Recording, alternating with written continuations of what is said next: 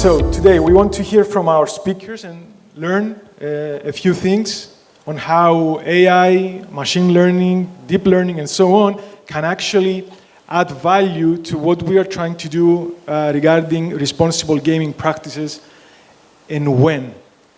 So without any further ado, I would like to welcome our panelist, Professor Kim Mouridsen, Head of Neuroinformatics Research, Head of Neuroimaging Methods, MindLab at Aarhus University, founder and Managing Director of Cerkiar Medical APS, founder of Mindway AI APS from Denmark. I would like also to welcome Mr. Robert Munro. Did I pronounce that correct? That's it, it's fine. Right. Head of Responsible Gambling at Bet365 UK. And Dr. Spyros Makridakis, a professor at the University of Nicosia and also director of the Institute for the Future, among other things, of a very rich biography. So, Professor Mouridsen, allow me to start from you. Actually, this is a follow-up from your presentation. So, I will not ask the question I had written here, could machine learning or AI be used in order to create a safer gambling environment? I would say the answer to that is yes, but I would urge you to elaborate a little bit more on that and maybe also answer how ready is the technology to create such an environment. Yes, very good question. Can you hear me? Very good questions. So, you know, it's funny that you bring up, you know, the sort of the development that we have seen in what we call AI today. Incidentally, my first slide, typically when I talk about artificial intelligence, starts with, you know, a small group of people that looks at a graph that's going up, and the heading then is statistics. And then suddenly on the next image you see a crowd in front of this graph, and then it's called artificial intelligence. So, you know, I think one of the main messages is that the technology has been around for a long while, and it's basically statistics. What has happened is that, you know, now we can do more advanced things. So, you know, whether you call it AI, machine learning, and so on, it's really a matter, I think, of automation. So can we do something that previously required a lot of manual labor? And I think the answer to yes to that is yes, and that's in the gaming industry and many other industries. One of the, you could say, barriers that we typically meet is not that, you know, the technology is not there. One is the readiness to use it. This is from, you know, the entire industry, but it's also data availability. You know, so there's a lot of talk about that, you know, what AI can do today and what statistics couldn't do, let's say, 10 years ago, is to handle, let's say, you know, image data, not so relevant here, but let's say Twitter data, Facebook data, transcripts of previous conversations with customers and so on. Fine-grained analysis of player trajectories. That's really what we can do today that we couldn't do previously. But we have to remember that the data still sits typically in silos. And that means that getting data available and not just for a research project, but actually in production mode is typically a big step. Mm-hmm. So I think data availability is one of, you know, the obstacles that we're seeing. The other obstacle is the one that, you know, sort of follows from my own presentation, that, you know, we also have to be able to ask good questions. It's not enough to ask, you know, if somebody is changing behavior, they can change behavior for many reasons. It's not enough to predict one of these markers of harm, I mean, because they really integrate into a combined, you know, assessment of a customer. And it's not really until we have that, you know, we're able to ask the good questions, then the technology follows, which I believe is already there, and then we start to see value. Mm-hmm. Mm-hmm. Thank you. Well, now I have a mic. I don't know if yours works, but if it doesn't, I will just lend it to you. Okay. All right. So, Mr. Munro, you have some experience on profiling players, of course, from at your company. And so from that experience, on average, how long does it take to create a profile of a player based on his or her activity on the website? Testing, yeah. I think it depends on what you're looking for. So if you're looking for changes in behavior, then naturally you need to build up an understanding of what normal looks like for that customer. You know, that could be anywhere from a month to 3 months to get a real feel for what that behavior is. But then there are other markers that you don't necessarily need a profile to be able to trigger your curiosity. So large spend in a short period of time should trigger your interest in that customer. You don't necessarily have to have built up a profile, and they could do that within the first week of having the account. But in truth, you could start profiling a customer from day one, because we know that there are certain demographic profiles that have a higher risk. Speaking from experience in the UK, we know that through prevalent studies that younger males have a higher risk. And then if you combine that with the product that they're using, we know that certain demographics playing certain products are a higher risk. So you could start profiling from day one. You may not start interacting with that customer until you've built up some player data, but you can certainly start profiling from the beginning, but it really depends on what you're looking for. So usually what are you looking for? I mean, what are the parameters of this profiling activity that you do? I think we've seen in previous presentations a list of indicators that could be used. They're quite commonly cited, ranging from some of the more obvious financial markers in terms of increases in spend, even payment-related behaviours, so multiple payment methods, failed deposits, cancel withdrawals. But an over-reliance on financial indicators could get you into some problems. We found in our analysis that people who are over-engaging with responsible gambling tools, that's also a risk factor as well. So something that might initially be a control mechanism, if someone's changing their deposit limits all the time or repeatedly taking breaks from gambling, that could suggest a lack of control. I think in reality, there is no perfect, to use that term, it's probably not the right term, but no perfect profile, because problem gambling, as it's been said already, is incredibly complex. And you could have two identical profiles in terms of playing patterns, in terms of demographics, playing the same way. One could be having problems and another couldn't. So you really need to use a wide range of markers, and as Kim said, if you focus just on one or two, that's going to generate far too many false positives. So you need to use a wide range of markers to get the best outcome. All right. So, Dr. Makridakis, from your experience with artificial intelligence and other technologies as well, and from what you have heard in the conference today from the previous presentation, what do you think are, let's say, the limitations of AI, and how do they affect the accuracy of predicting, of forecasting on human behavior and so on? Thank you. Well, I have to admit that I know very little about gaming, as you said, and I know a lot about artificial intelligence. So I would like to concentrate on artificial intelligence, and I would like to separate what I'm going to say into two parts. First of all, generally, what we know about artificial intelligence and what is their advantages and disadvantages. And secondly, try to specialize, try to get more closely to how what we know in AI can be applied to gaming. There is a guy called Lamar, and he's made a law. And his basic idea is that in the short term, we always overestimate technologies, and in the long term, we underestimate it.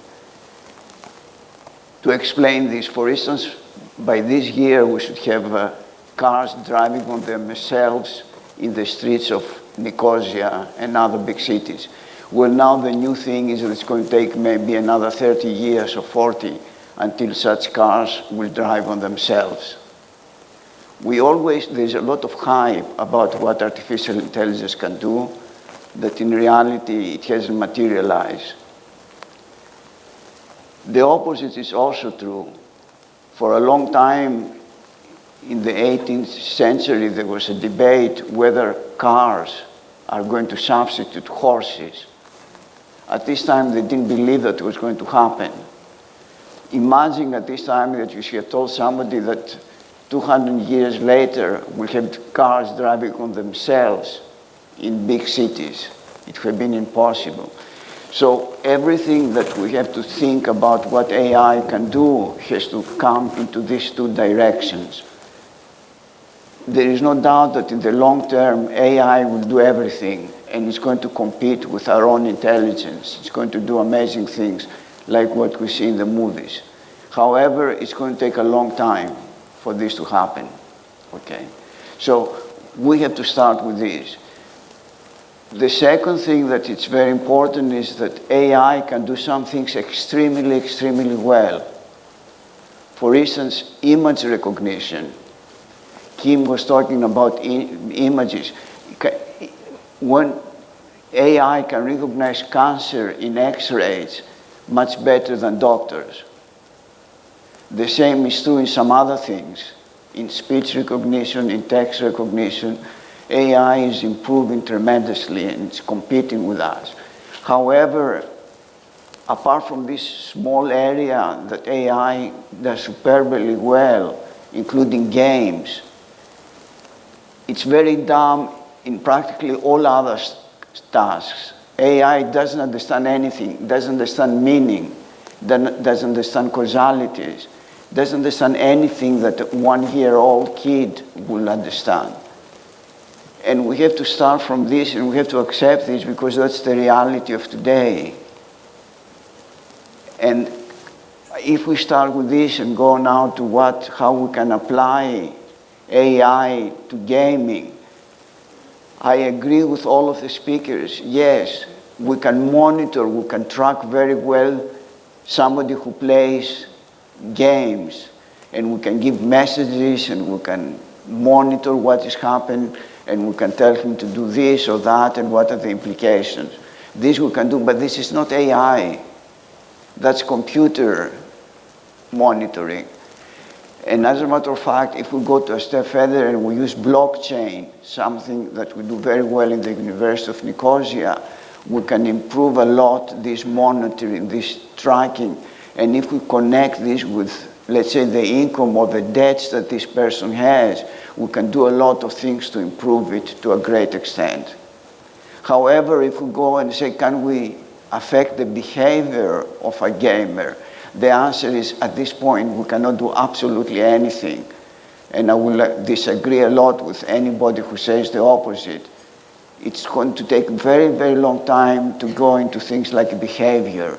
AI is really dumb at this point in everything, practically everything else except games, image recognition, text recognition, and speech recognition. So I don't know that it's realistic to talk about prevention or talk about monitoring behavior and changing behavior of gamers. I would also like to urge you, if you have any questions, you can use the app that we were shown at the beginning, or we will also have some time, I hope, at the end to raise one or two questions from the audience. Now, listening to Dr. Makridakis, it came to me like, what's our hope for a perfect AI intervention into this? So what are we expecting to create? What kind of interventions? What will it feel like for the player being monitored from one hand and getting some services, let's say, from the other? So what's the ideal scenario that we are aiming at? If I can give, If I can give a comment on that, I think it's really interesting what you're saying, and that's why I took the more modest approach in the beginning of saying maybe we should think about automation more than call it artificial intelligence, because automation is really what we're after here, and I think that automation is also where the value is, because that saves labor, it standardizes, it makes more efficient, and so on. It's very fashionable to talk about artificial intelligence. We think that we raise it to the level of science. Exactly, yeah. So the scientific aspect is another one, and I think so. I'm also a brain researcher, so I'm really interested in sort of the carryover of information that we get from sort of the neurosciences and then into how do we build better neural networks. But I think at the end of the day, what you're also talking about is artificial general intelligence. So the fact that you can solve more than one problem with the same AI algorithm. So the AI algorithm that plays Go perfectly and better than any master players wouldn't know anything about responsible gambling. And that's why I think automation is, where the real value is, and also why I said in the beginning that, that what we used to call statistics, we now call artificial intelligence, but the value is still there. And so to answer your question, I think what AI can do if it's, or automation, what we can do, if it's enriched in the right way. So let's say, one is with expert assessment, another one is with, better, understanding of behavior and so on, is that we can better have a dialogue with the customer. So where I see that many operators are currently is that, if they have a dialogue, then, they have sort of a lack of information. And that can sometimes make that a relatively poor dialogue, and also the response that you will get and the change that you're after might not manifest. So I think that what you can do with sort of a, let's call it careful behavioral analysis, is to have a better dialogue, a better intervention with the customer. And then in time, of course, we can, think of generating even new treatments and so on based on AI. But I agree that, well, that's basically why we are here. I mean, that's going to be our job. Robert, would you like to comment on that? So if I can give an operator's perspective. So I think just on the topic of how customers would feel about it, so whether you're using markers of harm or whether you're using machine learning or whatever, we know that some customers, well, a lot of customers respond quite positively to the interactions we have with them. So whether that's pop-ups on the site or even just more direct telephone conversations, they respond well to them because they understand why we're doing it. In certain jurisdictions, they understand even more so because it's far more enforced. But there are a lot of customers who don't like it and don't like this kind of big brother paternalistic approach from operators because, for a lot of people, gambling is a very personal thing, and even within their own personal lives, people like to keep their gambling to themselves. So the idea of a gambling operator telling them what to do, and although you can kind of work out how you interact with the customer to avoid being too imposing, they will still perceive it that way. So I think regardless of what method you use, you've always going to have that challenge, and that's just through education of why you're doing it. The end point question, so where does this actually lead to? I think, traditionally we have used markers of harm, but we're starting to explore machine learning. I know that gets banded around with AI, but we're kind of seeing it from the perspective of the kind of laborious things that we're doing in trying to work out relationships within the data. We just want a machine to be able to do it a lot better than us. What I certainly don't envisage is that machine or that output tells us exactly how to interact with that customer, or God forbid, get to a point where it automatically interacts with that customer, because you cannot underestimate the value of a human interaction, but you also can't undervalue the importance of experience-based observation and judgment. A machine or data can only tell you so much, and sometimes it needs an expert, or whether that's internal or external, to have a look at the account and recognize if there are any false positives there. So I hope that we never get to a point where we remove the human element and it becomes a purely automated process, but I don't think that anyone realistically wants to get to that point. And I think you have just answered our first question there. AI will replace humans, and if yes, why this is good? So I think you have answered that. I don't know if Dr. Makridakis wants to comment on that also. Well, I think we agree, and I think I agree with Kim. We can call it automation, we can call it technology. For me, the question is, how can we use technology to improve responsible gaming? And the answer is yes, we can use technology, but the technology we're going to use is not going to be AI, or in particular generalized AI, but it's going to be some form of technology, at least for the next 10 years. Maybe in the long term, as Amara is saying, we're underestimating what technology can do. Maybe, in 2 generations, 3 generations, we'll be able to use AI to affect gaming and to make it more responsible, but it's not going to be tomorrow. Well, I don't see any questions on the monitor, and I think we have another 3 or 4 minutes. Is there any question in the audience that would like to be put to the panel? No. Well, is there an ethical aspect in all of this? I mean, okay, players can give consensus, players can be informed and educated, but beyond that, is any other ethical issues that the industry should take into consideration before embarking in this voyage of AI and responsible gaming?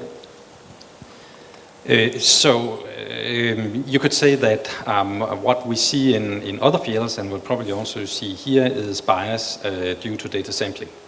So what you can say is that that can be, and we have seen that in law systems around the world and the court systems where AI is now also starting to be used. If there's a bias in the data, then that bias will certainly carry over to a bias in decisions made in responsible gambling. But I think so. This is sort of a known fact. It's another fact. We have to be careful of, and from an ethical perspective, is whether we can actually understand what the AI is doing. So there's sort of a new concept that follows the rise of AI or machine learning and so technology in general, and that's that of understanding what it's doing. So as operators, I believe there's also an accountability for the decisions you're making, the approaches you're taking to the customer.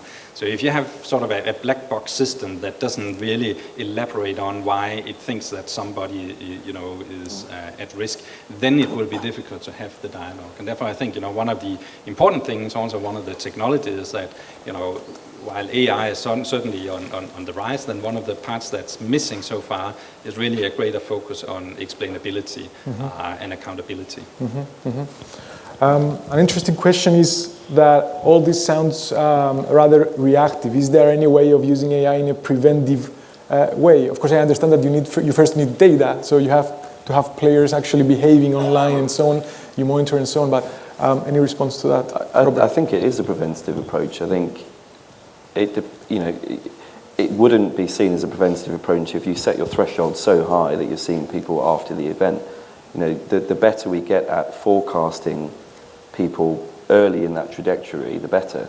And if you can identify a customer who is displaying a particular playing pattern that we know is more common in people that have problems later down the line, then that is a preventative approach. It certainly would fall down if an operator took a less risk-averse approach and sort of set their threshold so high that you're going after the event, and that's not going to help anyone. It's not going to help the operator, at least the customer. So I think if you see it that way, then it definitely is a preventative approach. All right. We have a question from the audience. Mr. Sikas, is there a microphone?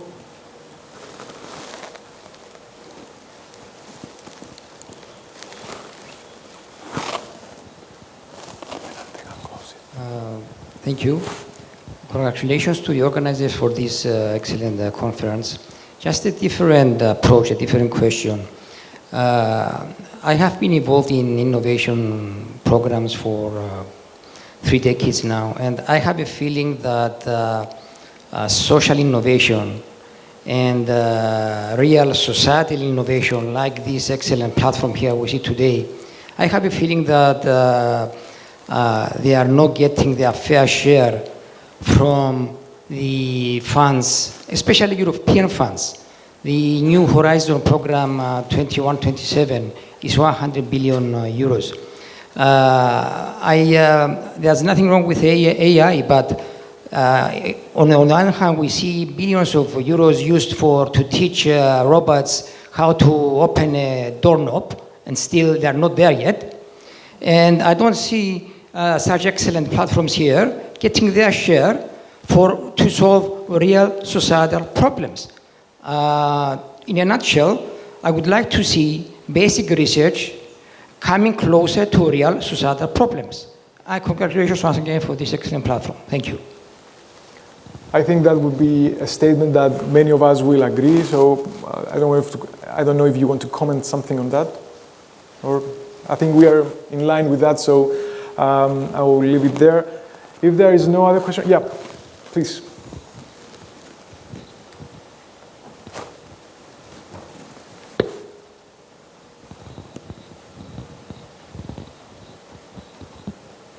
Thank you. Okay, one question. So maybe a question or a comment, and I'd like to know your opinion about that. So in my opinion, I mean, we're talking about AI, and we know AI has been invented, the terminology in the 1950s, right? And do you really think that a prediction, right? Let's say a supervised prediction model where you have black and white or cats and dogs or something is AI? Or do you think this is rather a little bit a too, let's say, superficial problem, easy problem to call it AI? Yeah, I think we covered sort of the part of the terminology that, AI, in my opinion, is sort of a hyped phenomenon because, if you look at a neural network, then you also know that, what a neural network is essentially in sort of the mathematical sense, what it consists of is really one regression.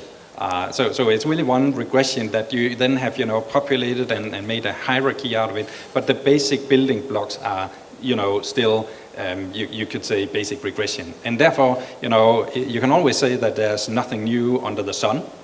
But on the other hand, I think we are seeing a proliferation and a timely proliferation, you could say, in the width of problems that we can start to solve using statistics, or to use the more modern word, artificial intelligence. And I think with the strength that we are seeing now, is that we used to be in a situation where the data that machine learning could handle would basically be Excel, so spreadsheet type of data. So once you have your data nicely organized in rows and columns in a spreadsheet, then yes, also in the 50s we could certainly analyze that data. So what brings us in closer also to solving real world and societal problems now is that we can use more natural data.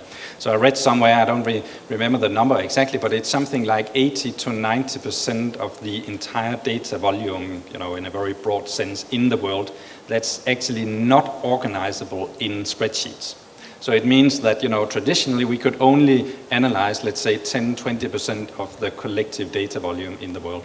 And that's why we are seeing now, and I think, one societal problem that we are solving is that we are using AI, in the modern sense to read medical images, for instance. I mean, that is one thing, because that means that, when you come into an emergency room and you don't see the, let's say, 57-year-old expert in exactly the disease that you might be curing, in that scenario, I think that there's real benefit in, understanding or getting knowledge from previous examinations, from images, from pathology, and so on. And I think it's the same in responsible gambling, that now, we can start to use data sources that were previously inaccessible. Can I add something?